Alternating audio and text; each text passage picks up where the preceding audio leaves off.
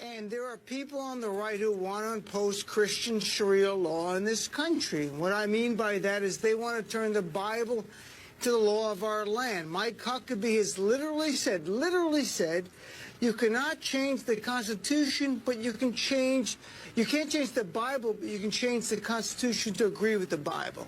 Rick Santorum has said that our laws must comport with the Bible. There are people who want to turn America into the Christian version of Saudi Arabia. And Ms. Cohen, we Christians are standing up, and we're telling you we're done with Zionism. We're done with your values. We are going to impose Christian values in America again, whether you like it or not. I would cite you to the Apostle Paul and his clear and wise command in Romans 13 to obey the laws of the government, because God has ordained the government for his purposes. We need more Christians in Washington.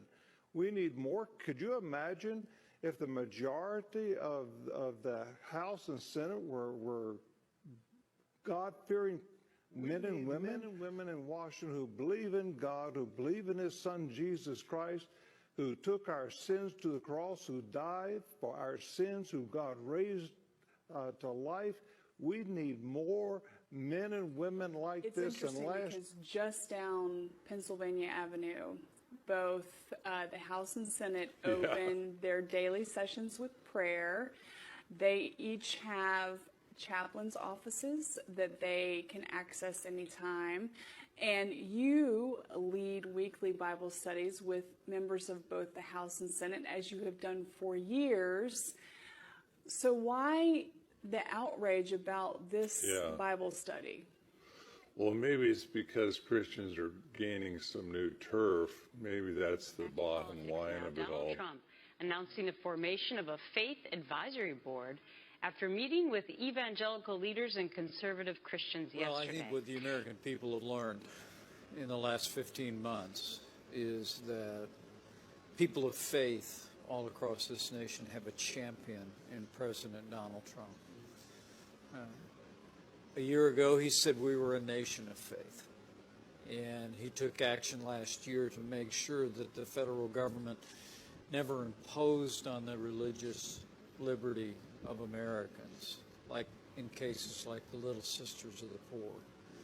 But this year, the president signed an executive order in the Rose Garden, David, that establishes a policy initiative within the White House that puts faith really at the center of policy development.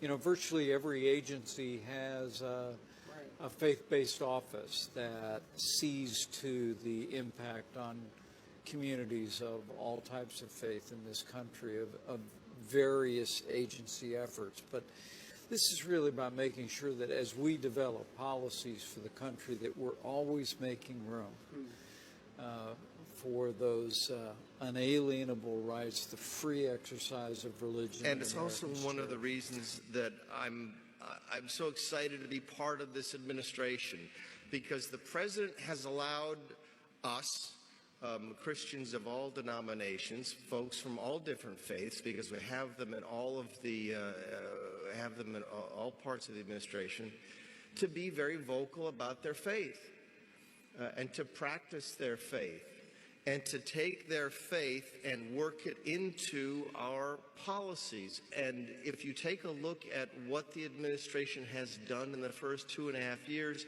I think you can see the principles of our faith being manifested. So I'm comfortable as a Catholic, even though I work for a gentleman who is not Roman Catholic, that the principles of our faith are alive and well respected in this administration and are driving many of our policies.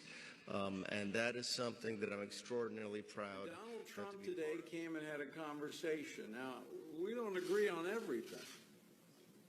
But one thing he did, he acknowledged the concerns that evangelicals have, and he affirmed those concerns. It seems like everybody, media included, focus on President Trump's morality.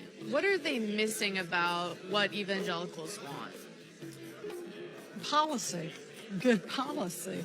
What are sort of the top areas that evangelicals care about? Well, certainly pro-life is one of those things, and he's been strong on pro-life. Jerusalem was huge. Yeah, that was great. How about the appointment of some conservative judges? Right. Supreme Court justice, and maybe one more. But they're in because they've hired him to do a job. I saw an interesting interview the other day after the Stormy Daniels program aired here on CBS, and a evangelical woman told a reporter, "We didn't hire a pastor." And the theory is that you've hired, in essence, a political, for maybe the metaphor is hitman, to go, take on your enemies, a political bouncer, if you will, to clean up the place. And you don't mind that he gets his knuckles bloody because he's there. And so Donald Trump has made a deal with evangelicals, which is, I will fight for you. Instead of having a government, a president who's looking at you as a problem, I want to be on your side. And so it's a very much as the pastor I quote in the piece said, it's a transactional relationship between evangelicals. Look, I mean, if you were going to vote strictly on the basis of your view of the proper morality for a Christian gentleman or gentlewoman, I don't think you would have supported Trump at the level that they did in 2016, and the favorability and apparent support and trial heats of the evidence right now. They are, in that sense, pragmatic and political. They want a guy who's going to deliver to them what they're interested in, and it's going to be a lot better than the other side. Calls this a critical time for America, and that we need to pray for God to intervene. We once again place our hopes in the hands of our Creator. And it's God that Reverend Franklin Graham wants Christians worldwide to pray to for President Trump. Next Sunday, June the 2nd, I and many other Christian leaders across the country are asking you to take a moment during that day to pray for President Donald Trump. Graham adds that no president has been attacked more than Trump, and that the only hope for him and this nation More than is 250 U.S. Christian leaders are planning to join in today, including our next guest. Senior pastor at First Baptist Church and Fox News contributor Robert Jeffress. Pastor, thank you for being here. Thank you, Jed. So let me just express some concern that some people have with this, is just that there seems to be no space that is free of politics. And I've spoken to a few people who, yes, they like the idea of praying for the president, but they don't want to go to church on Sunday, and they don't want that to become political. What do you say to those people? Well, this is more than being political, and here's why I say this. There are millions of Christians out there who believe that the conflict we're seeing in Washington right now is really not just a conflict between Trump and Mueller or Republicans and Democrats. This is a conflict between good and evil, and here's why I say that. For the last 70 years, the left has been in a relentless crusade to turn this country into a godless, secular nation. And with the help of liberal judges, they've succeeded in banning Bible reading and prayer from schools, from tearing down crosses from war memorials, from making Roe v. Wade the law of the land. And then about 2 years ago came President Trump, who began to reverse that trend. And what has the left in a real panic is they see their most sacred belief, the right to kill children in the womb for whatever reason, they see that under attack, and they are absolutely determined to take this president out. And that is why so many Christians today are standing with this president. Not because we think he's perfect. None of us is perfect. But we stand with this president because we believe he's right about the most important issues in life. And I happen to believe that if the left is successful in taking this president out, we will have lost perhaps the last opportunity we have as a nation to reverse the downward trajectory of this nation. And that's why we're praying today. Stark terms for sure. You're basically making the exact opposite argument, that if our culture is under assault the way that it is, it's going to be our pulpits and the willingness to support some certain political leaders who are doing good things, saying that from the pulpit so that folks go and do something about it.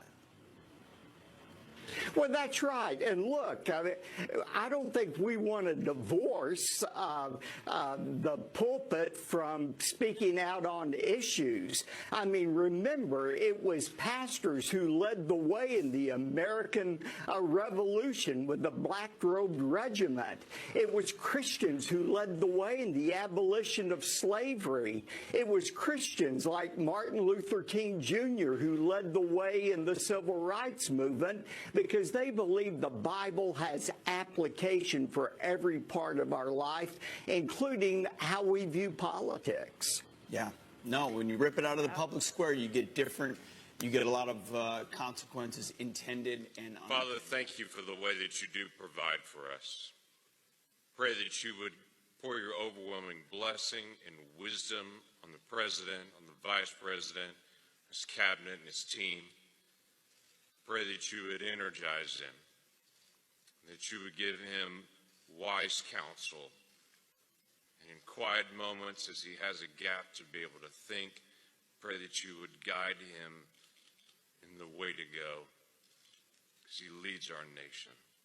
Give him the insight that he needs, give him joy in the task, and use him for your kingdom's sake and for our nation and world's sake.